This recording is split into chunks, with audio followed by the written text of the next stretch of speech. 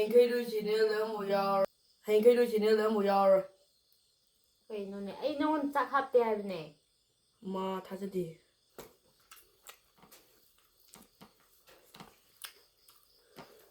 ꯀꯩꯔꯕ ꯂꯣꯏꯗ꯭ꯔꯤ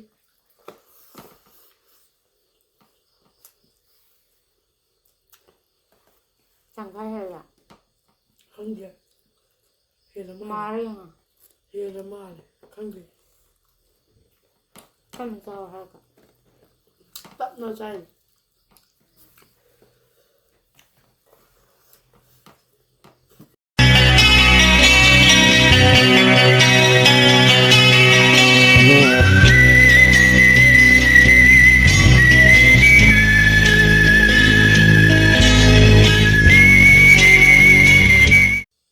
ꯍꯥꯏ ꯃꯌꯥꯝ ꯉꯁꯤꯗꯤ ꯃꯥꯟꯇꯣꯟꯒꯤ ꯃꯆꯥꯅꯨꯄꯥꯒ ꯏꯅꯥꯎꯅꯨꯄꯥꯒ ꯑꯩꯒ ꯑꯗꯨꯝ ꯆꯦꯂꯦꯟꯖ ꯇꯧꯔꯛꯀꯦ ꯕ꯭ꯂꯥꯏꯟꯒꯤ ꯆꯦꯂꯦꯟꯖ ꯑꯣꯏꯅ ꯇꯧꯔꯛꯀꯦ ꯄꯅꯤꯁꯃꯦꯟ ꯀꯔꯤ ꯇꯧꯁꯦ ꯍꯥꯏꯕ ꯉꯁꯥꯏꯒꯤ ꯑꯃ ꯕꯦꯟ ꯈꯣꯡ ꯊꯥꯡꯒꯠꯂꯒ ꯈꯨꯠ ꯊꯥꯡꯒꯠꯂꯒ ꯇꯧꯕꯤꯗꯣ ꯇꯧꯔꯁꯤ ꯃꯌꯥꯝ ꯑꯗꯨꯗꯤ ꯍꯧꯔꯒꯦ ꯃꯌꯥꯝ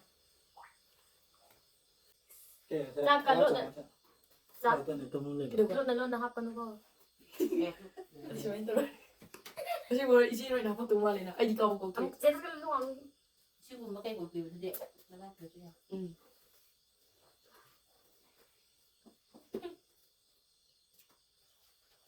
ꯍꯩꯕ ꯍꯥꯎ ꯇꯞꯅ ꯆꯥꯎ ꯂꯩꯀꯣ ꯈꯤꯇꯪ ꯆꯤꯡꯒꯁꯤ ꯎꯗꯦ ꯉꯝꯈ꯭ꯔꯦ ꯅꯆꯤꯟ ꯊꯤꯅ ꯍꯧꯕ ꯌꯥꯔꯕꯣ ꯉꯥꯏꯈꯣ ꯍꯧꯈꯤꯅꯨꯀꯣ ꯑꯩ ꯄꯔꯁꯥ ꯇꯧꯈꯤꯒꯗꯧꯕꯅꯦ ꯀꯩꯅꯣ ꯏꯁꯤꯡꯗꯣ ꯀꯥꯏ ꯂꯩ ꯍꯥꯏꯔꯝꯃꯣ ꯏꯁꯤꯡꯗꯣ ꯈꯨꯠ ꯅꯥꯝꯃꯗ ꯑꯗꯨꯝ ꯄꯥꯏꯔ ꯊꯝꯃꯣ ꯁꯤꯗ ꯃꯈꯥ ꯊꯝꯃꯒꯦ ꯑꯃꯨꯛ 1 2 3 ꯑꯩ ꯏꯁꯤꯡ ꯃꯈꯥ ꯊꯝꯒꯦꯔꯥ ꯍꯣꯔꯦꯟ ꯑꯃꯨꯛ ꯎꯗꯦ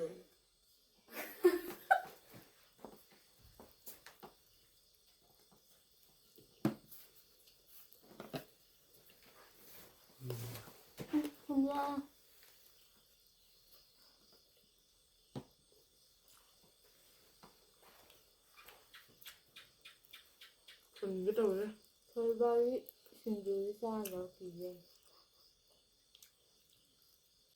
ꯀꯩꯅꯣ ꯃꯥꯏꯁꯦ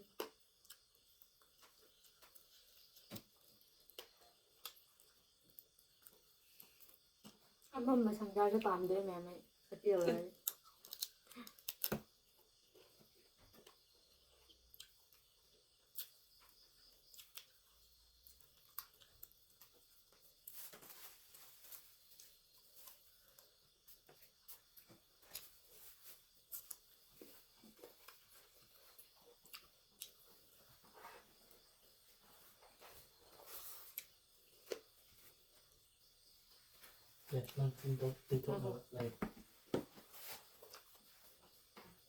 ꯀꯥꯡꯁꯤ ꯀꯥꯡꯁꯤꯛꯑꯦ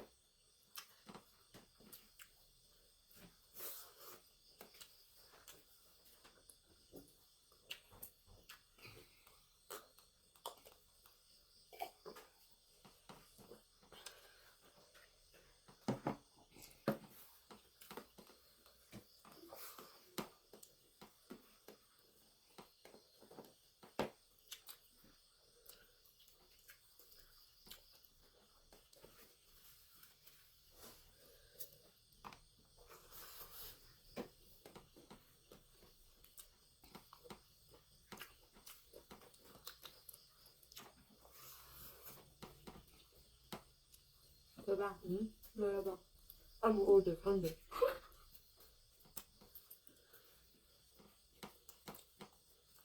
ꯇꯞꯅ ꯆꯥꯎ ꯍꯥꯟ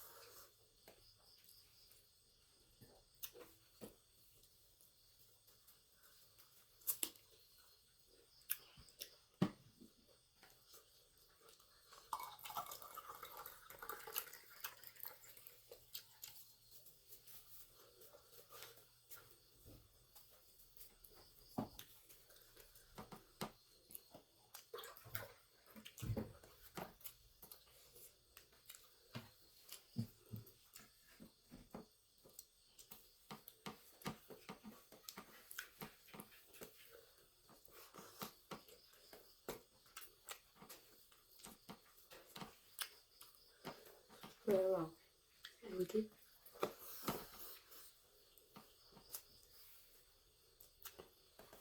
잠깐 해라. 한개 얘는 말 말이야. 얘는 말 한개 감사하고. 딱 넣어줘야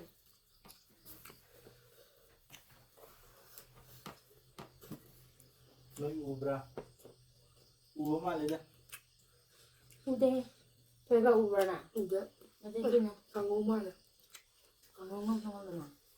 진주 응. 못할 나는 지금요.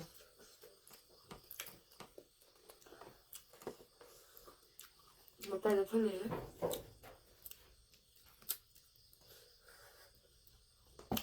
감사해요.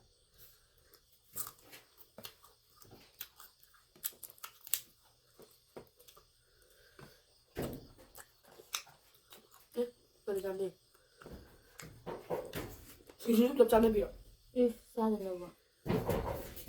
기준 되면 돼 나도 왜 잘라. 그냥 합쳐내라 하비 말이 뭐. 말 기둥. 좀 잘라. 이러면 왜. 진주로 배우고 방해기네 감사해요. 깜짝이야 못할 이거야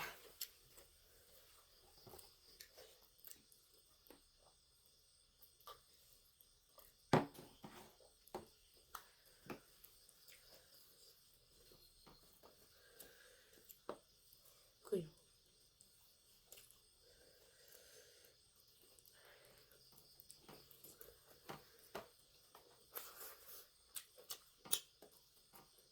뭐야?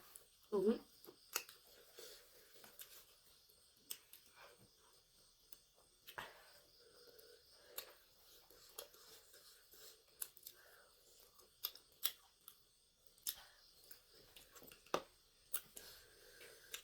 nhưng mà không yêu cầu á.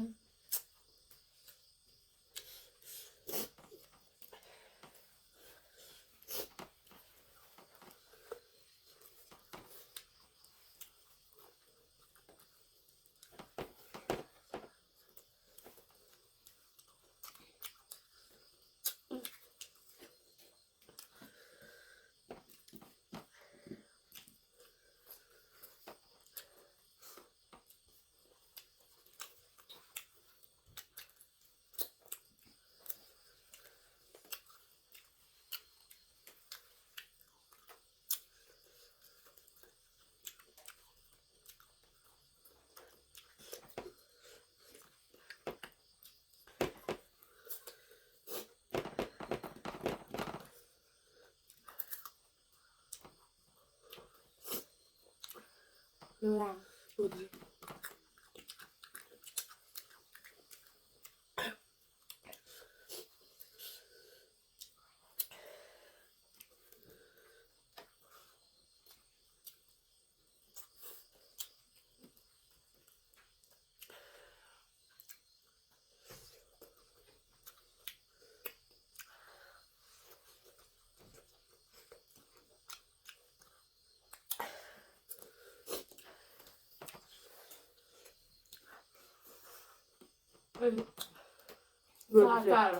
cha làm được cũng không cần đi.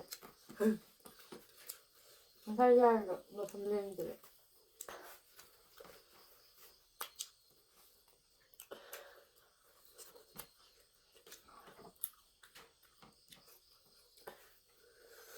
아까 잠을 몇 번. Rồi. Cái ra cái gì thì này.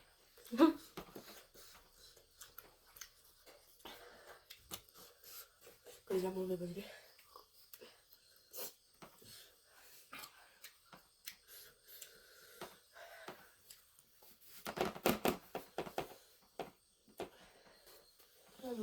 Chị đâu ra ngoài chị.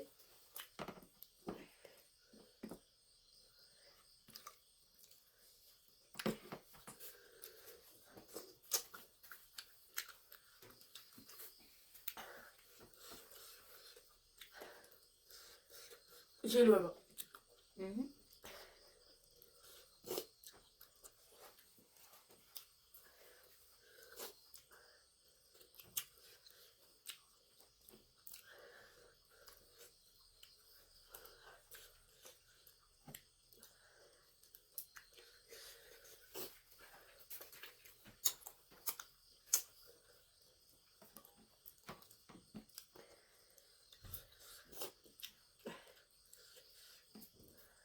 đâu được 오늘 내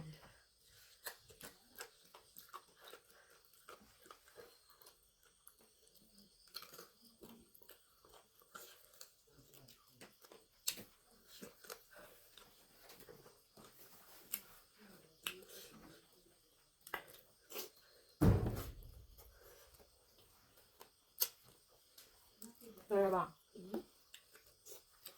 몇몇에 그래 자기 그러면 쉬어 그래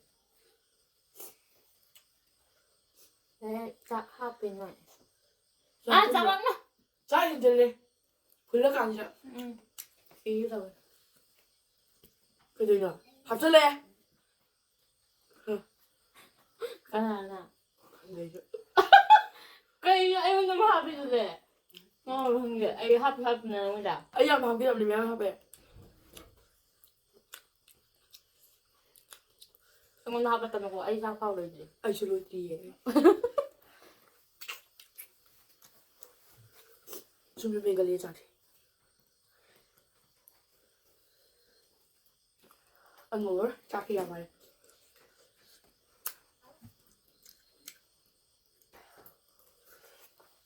sao vậy tận ạ hay nấu ở bí lẩu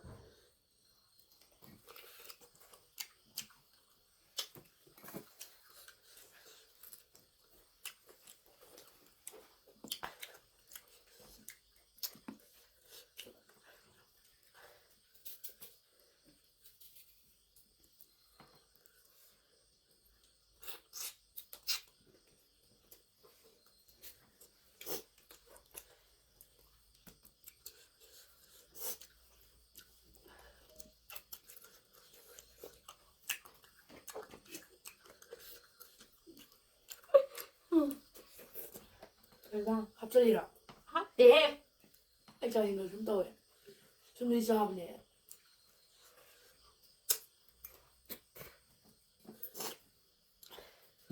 anh không đi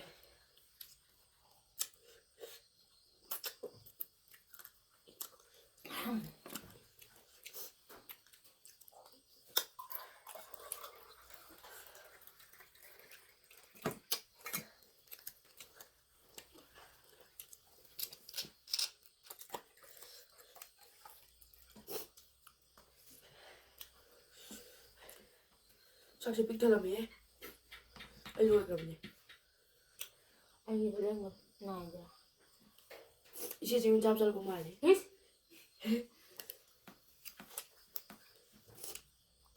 không làm mà kìa 잠자는 이거 그래 거가 hấp thì ngon mà thằng người gì 이제 중요한 거네 có gì nữa 마약 거네 이거 뭐래 sao phải ra là làm không tồi 입에 앞질러이라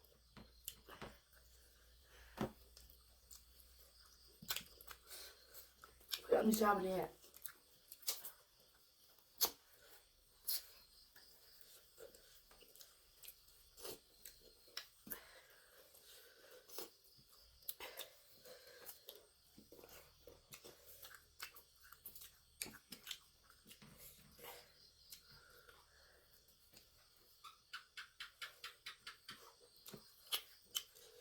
이 금년인데 그런다 왜? 이거 공장이 죽어. không đấy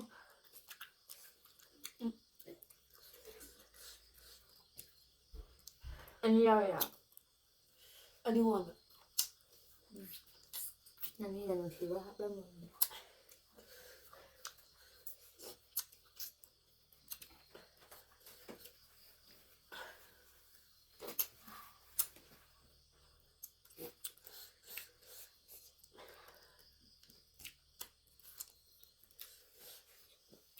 Mình đưa ra bạn anh à sao bao chuyện gì vậy? Rồi mình không thì đi ra 이제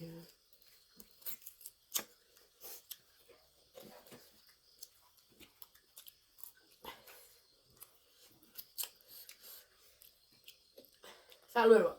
đây rồi nè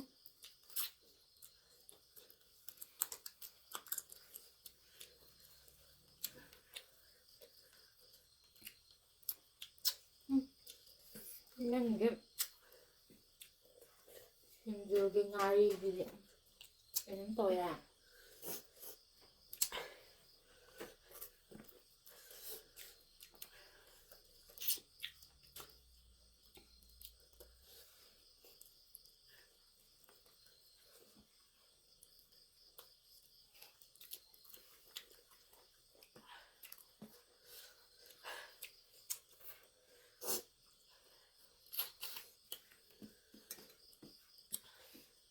왜?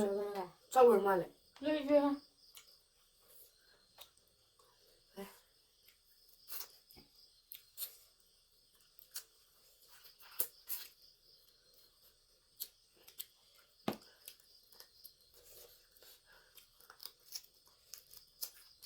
엄마 해놓을 거라.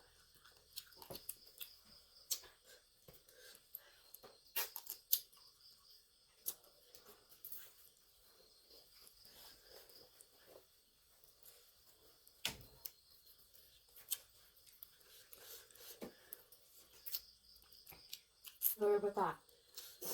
Cái này nó Hapa kwa chava ude. Ya mama mesafia. Hapa hiye. 아,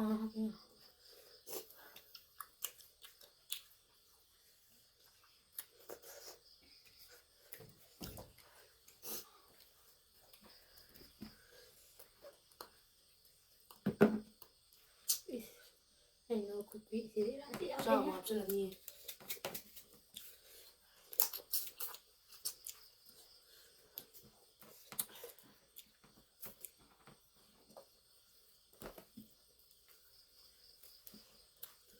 Rồi. Cái lý nó gì đấy.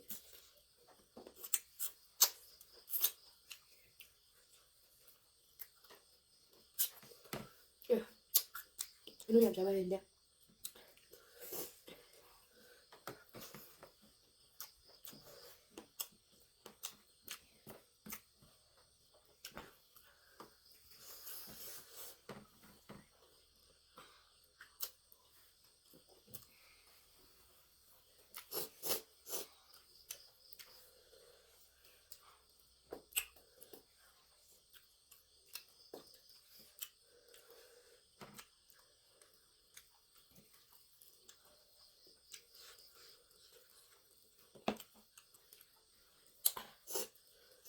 Rồi bây giờ.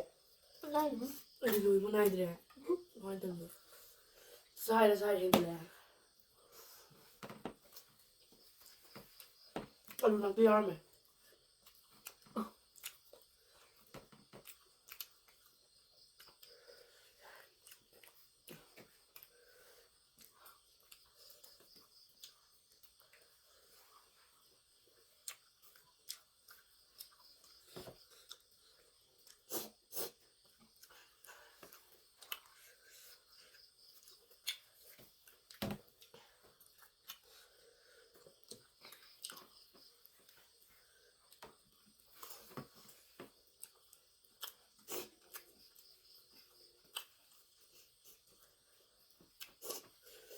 Đấy.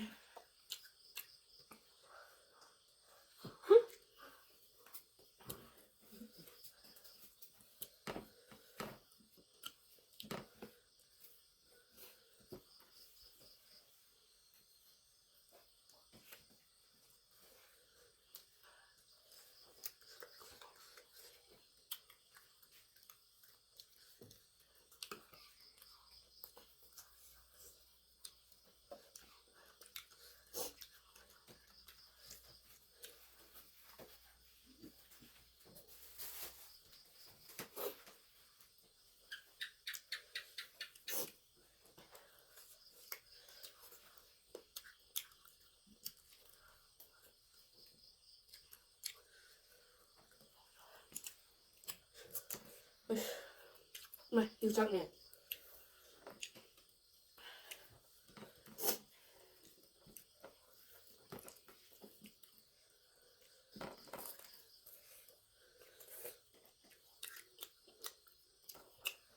Rồi mà đi gì? Thế là. Ừ. Rồi chứ.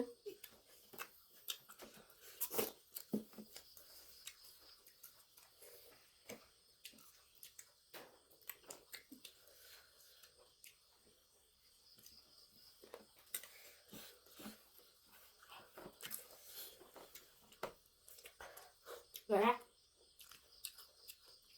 hai vị yêu sẽ yêu đôi chứ. Ê, nô đi. Bom đi. Vậy sao mà liền Không thể alu nó cái bóng lên này. ai lười rẻ Ê, không thể.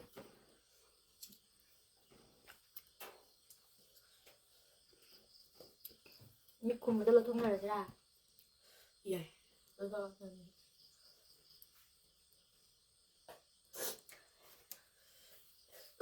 nó thôi mẹ yeah Thế đó. Ê, đi cây nữa.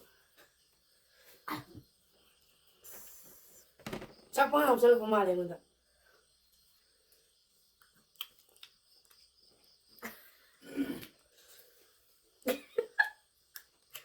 blur ra đi qua Nó sẽ nằm nuôi đây này.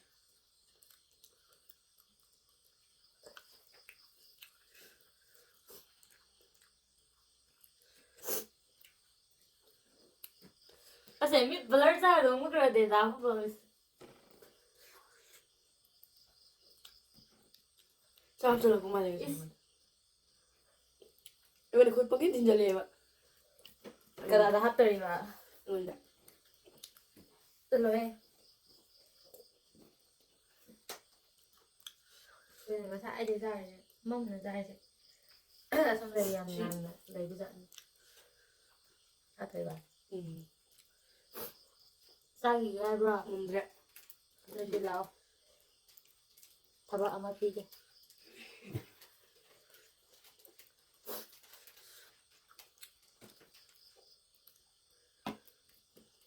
Chưa một lần.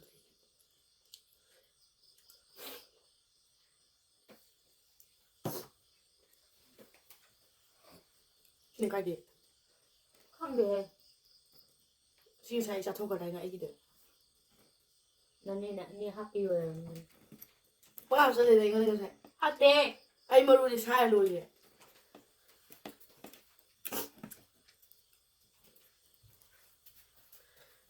Sao được ra? cây đó anh có được chỉnh đầu ra không để anh đi ngoài rồi ra này đi phương ra Quẹt. rồi tôi thì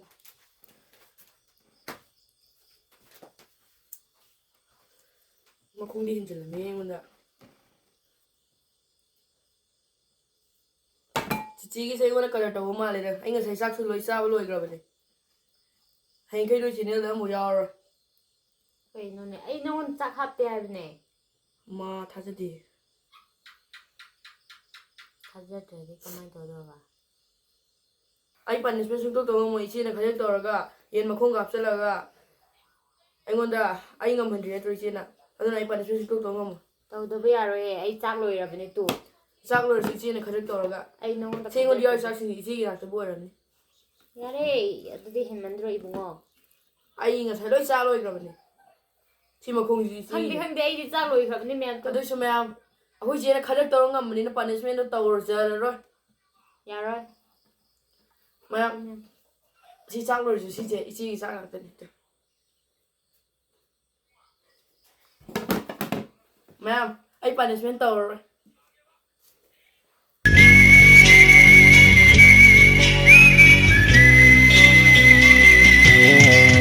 Mai bông lên lối trái nắng